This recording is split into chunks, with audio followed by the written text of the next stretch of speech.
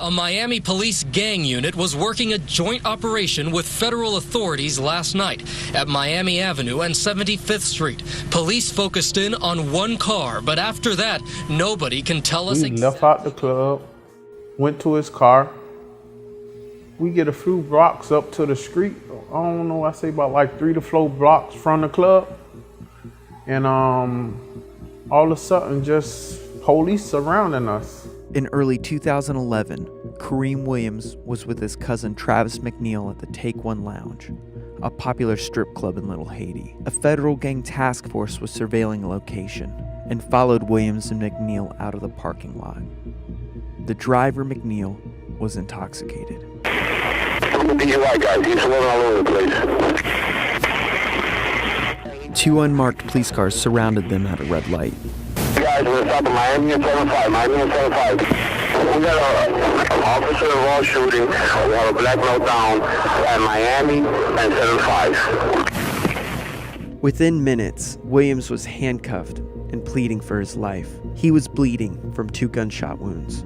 His cousin sitting next to him was dead. Both had been shot by Miami police officer Reynaldo Goyos.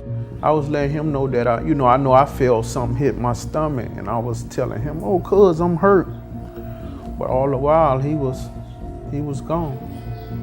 I am so sorry for the loss of your son, Travis. My cousin Travis, he was a good dude, and I miss him very much. I love him. This is your cousin Larry. Travis McNeil left behind 2 children and a tight-knit community in Miami's Overtown neighborhood. My life changed a lot since that incident.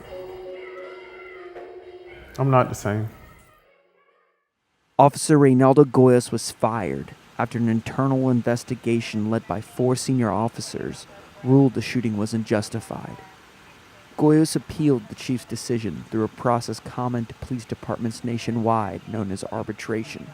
Less than 2 years later, a sole arbitrator overturned his termination, ordering the chief to bring Goyos back on the force. Across the country, officers fired for misconduct are being rehired despite the objections of those running the departments. The Washington Post surveyed the nation's 55 largest police departments and found that at the 37 departments that provided data, at least 33 of them were forced to rehire fired officers. Of the more than 1,800 officers terminated for misconduct since 2008, the Post found that 1 in 4 had been reinstated. Florida's state attorney decided not to press charges against the officer for the shooting. Goyos maintains he thought McNeil was armed. This is his account of what happened that night. As soon as I saw what I believe was a firearm and I was in fear for my life, I took my target and it was 3 shots and right back to back to back. It was, if you want me, I could discern it was pop, pop, pop, just like that. But an investigation of that night's shooting does not support Goyos' account. Police found 2 black cell phones on the driver's side of the car. There were no guns. McNeil and Williams were unarmed. This was the 7th time in 8 months that Miami police had shot and killed a black man, prompting a probe by the Justice Department. Rudolfo Yanez led the department's internal investigation of the McNeil shooting. He is now Miami's police chief.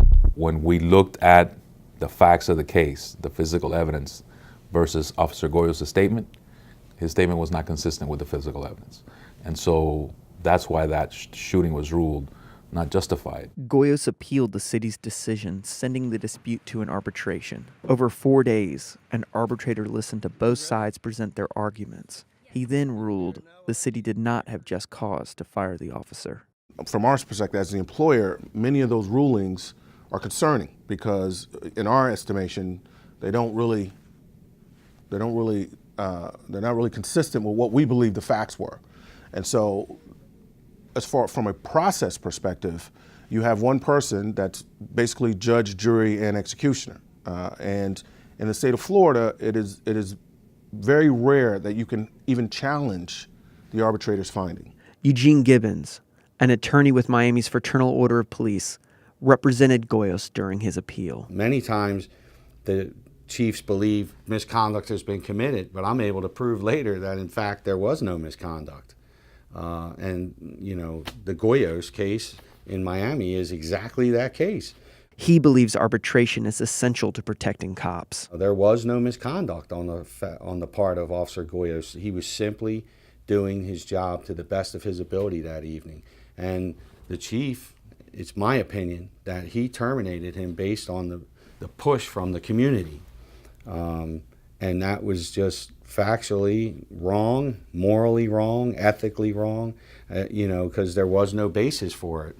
Despite the objections of the chief, in August of 2014, Goyos returned to the force. Of the 28 officers fired at the Miami Police Department, Goyos is one of 8 rehired since 2008 through arbitration. He received full back pay, and the city covered his legal expenses. McNeil's family was outraged. My son was 28 years old, and he was just becoming a young man and a father to his son. And I still cannot to this day understand why his life was snuffed out like it was. And then the officer who took his life is allowed back on the streets. He's back out there in the streets again. There is some frustration on the part of, I've been given a charge to maintain proper order and discipline in this police department. And somebody who is not a stakeholder in this police department or in this community makes a determination that this person is fit to still be employed by the agency. Officer Goyos declined to be interviewed, but in a text message he described his termination as political. As a result of the shooting, the city of Miami reached a nearly $1 million settlement with McNeil's family.